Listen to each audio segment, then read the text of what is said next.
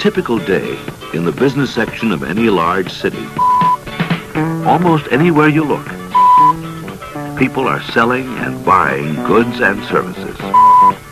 The things they sell and buy may be large and expensive, rare and unusual, or the ordinary but very necessary things people need each day. Things such as clothes, automobiles, and art are called goods. And people who make these goods are called producers. But not all producers are involved in the making of goods. The person who sells the car is a producer providing a service. He or she is helping to meet one of your needs. So is the person who fixes cars.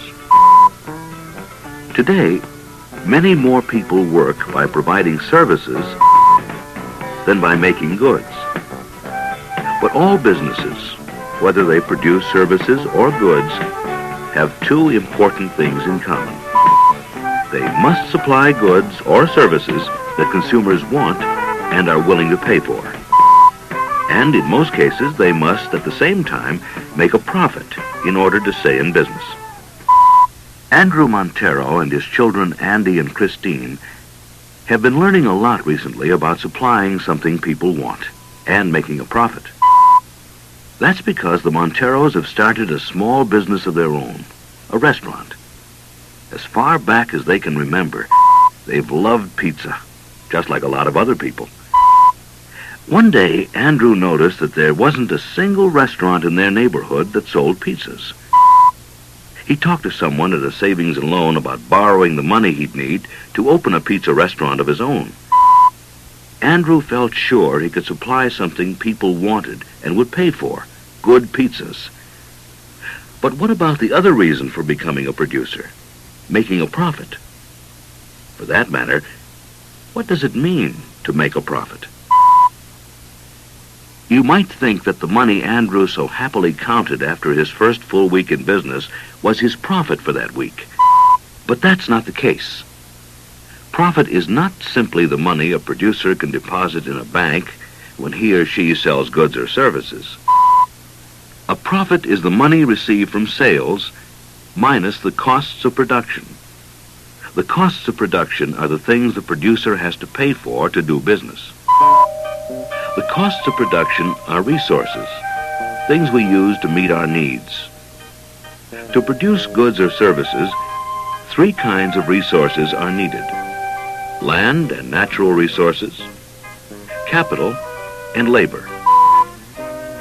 Every producer needs a place to do business. A small business, like the Monteros, may rent the place in which the business operates. A large business may own its land and use its own natural resources from the land, such as coal, trees, or water, in the production of goods and services. The Monteros' capital resources are the equipment, such as the ovens and dough mixers that they need to make the pizzas. Capital resources help producers make things at a faster rate. Larger businesses than the Monteros may spend millions of dollars on their equipment, their capital resources. The third cost of production is labor. The people who work for a business must be paid, and the owners of a business must be paid also. In most businesses, money paid to workers is a large part of the production costs. Labor costs include pay, insurance, and other benefits workers might receive. But whether the business is very small or very large, these three resources, the land and natural resources a business needs to operate, the capital, the equipment a producer needs to make the good or provide the service, and labor, the workers in the business, must all be added together and then subtracted from the money taken in through sales. Only then can a producer tell if a profit has been made. Like most producers, the Monteros have put a lot of money into their pizza business. They must make a profit to get some of that money back. Things looked good the first year. At least they took in a lot of money from the sales of pizzas and other foods, about $120,000. But how much of that was profit? Well, let's figure it out. The land resource, rent and utilities such as electricity and telephone service, came to about $1,000 a month, $12,000 for the year. The capital resources, the equipment which Andrew bought with a loan, and the interest he had to pay on the loan, added up to $40,000. And the labor resources, the pay and benefits for the Monteros and their employees, came to $62,000. Added together, the costs of production came to $114,000. This amount, when subtracted from the $120,000 in sales, leaves Andrew with a profit of $6,000 for the year, which is pretty good for a small new business. Andrew might put the money back into the business to help make it grow. Eventually, Andrew will have to decide whether a profit of $6,000 a year is worth all his hard work. But for now, he's very happy with the profit. Customers at the Montero's Pizza restaurant have been charged around $7 for a medium-sized pizza. Why $7? Andrew decided on that price by looking at what other pizza producers charged. People in the same business competing for customers are known as the competition. Andrew also asked many people what they'd be willing to pay for good pizzas. Now, if Andrew were the only pizza producer in the city, and if the demand for pizza were very strong, he might charge much more than he does.